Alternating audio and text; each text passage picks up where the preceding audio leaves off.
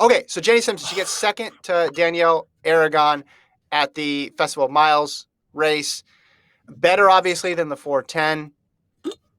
But I went back and looked at Jenny's long history of making teams, and she's in a spot that she's not been in yet in her career. And since she moved to running the 1500, so starting in 2011, every year prior to the U.S. champs or the Olympic trials, she had at least one what I would call quality win or a quick time.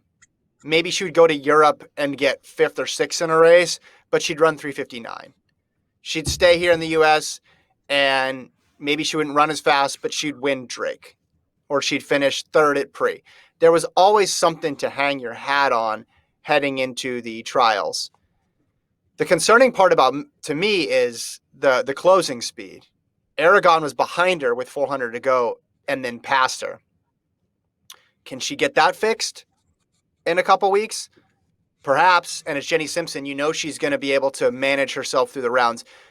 I see this going one of two ways, at least from how we perceive it. One, she runs that first round and looks amazing, chills with the pack, and then does this huge burst with 200 to go, and then shuts it down with 50 to go, and we're like, okay, she's back. It just took her a couple weeks, but Jenny's back. Anybody who picked against her is going to get their racer out or hit the delete key and mark it off. Or she's going to, I would expect her still to make it through to the final, but it's going to be a fight just to get through the final, and that's going to make us want to say, hey, maybe this is the year that the streak finally comes to an end. But I think this performance was right on the edge. It gave enough evidence to believe that she could do it in a couple weeks. But also, it's like if you're getting beat by Danny Aragon, well, you're going to have a tough time beating Houlihan, Purrier, Johnson, Hiltz. If Kate Grace runs it, Heather McLean. I'm sure that I'm missing Shannon Osika. There's a lot of people there in that mix that you're going to be contending with if you can't beat Aragon. Yeah, I mean, I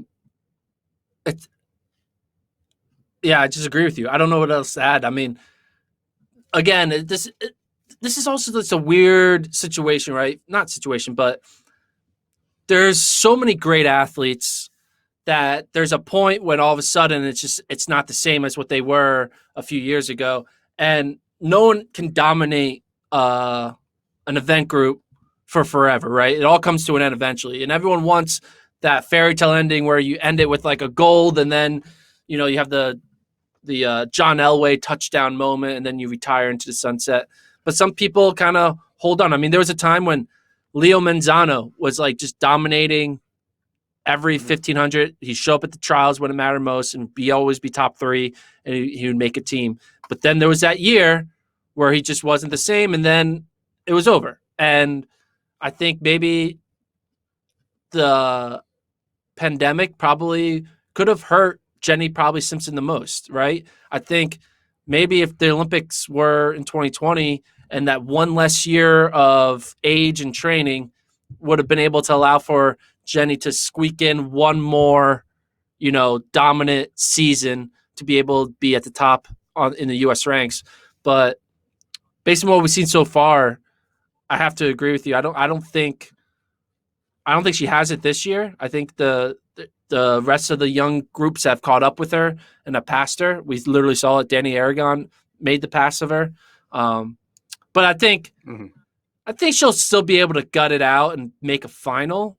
But I just don't think she's going to have that kick in that final 200, final 300 to really be anywhere near the top three. There's just too much other talented runners out there, and especially the 1500. I mean,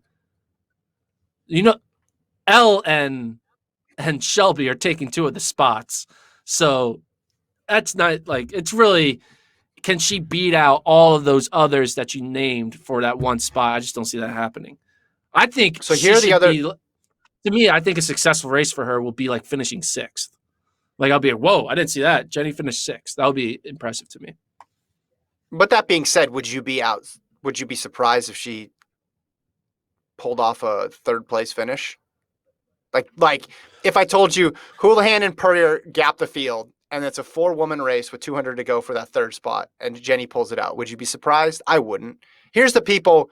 I Here's the would. I would be non-Purrier. surprised. Here's a non-Purrier / Houlihan group. Osik that have run faster than her this year. And I know it's 1,500 times on everything, but this is just a list here. Osika, Cranny, Grace, Jones, Coburn, Schlachterhafen, Schneider, McLean, McGee, Barnett, Aragon, Lancaster, Hiltz, Cash, Johnson, Norris. Those are the people who have run quicker than her other than Purrier, and I guess Shelby doesn't have the time this year. Here's the thing. Here's what more than the off year, because I mean we can debate forever who was helped and hurt by the cancellation. The 5 and the 10 overlapping hurt her here. Because instead of having 2 options, she has just one. And I think the 5 would have been an interesting thing to pursue, especially if that final kick is not there for her.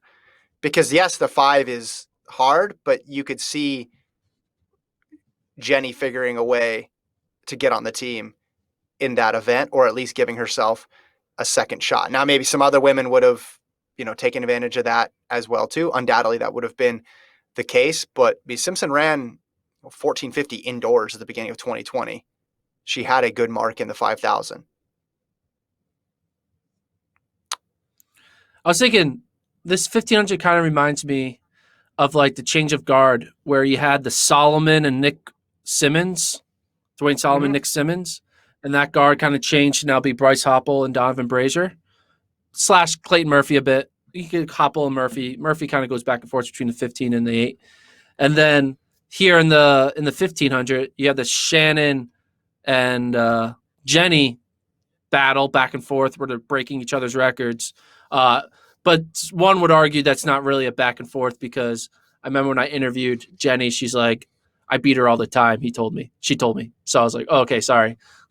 But that was in Monaco when she wanted to correct me. He's like, she hasn't beat me that often. I was like, oh, okay, sorry. But you had that dynamic, and now kind of that has been kind of change of the guard has been given to El Purrier and Shelby Houlihan. So a great, and I think that's great. You can, great back and forth between, But here's the thing, though. Dwayne and Nick, and I have the guard might have changed. The guard might have changed, right? Houlihan was better than her in 19. Beat her, finished ahead of her in Doha, but she was still good enough to make the team. Yeah. And that's what we're talking about here. We're not talking about, is she going to win the trials? Just, can she continue this insane streak? Because this goes back to 2007. That's like when Simmons was making teams. You talk about Simmons and Solomon. If they were continuing through till today, that's what we'd be talking about with people making, like, the longevity here is unprecedented. And it doesn't matter to me. The question isn't if she wins the trials or not. The question is, can she just squeak out a top 3? I'm still giving her a shot. But I think after this weekend, it's a long shot for sure. Better than she was, but still behind a lot of quality women. Needs something to go right. Speaking of being behind, let's go to you for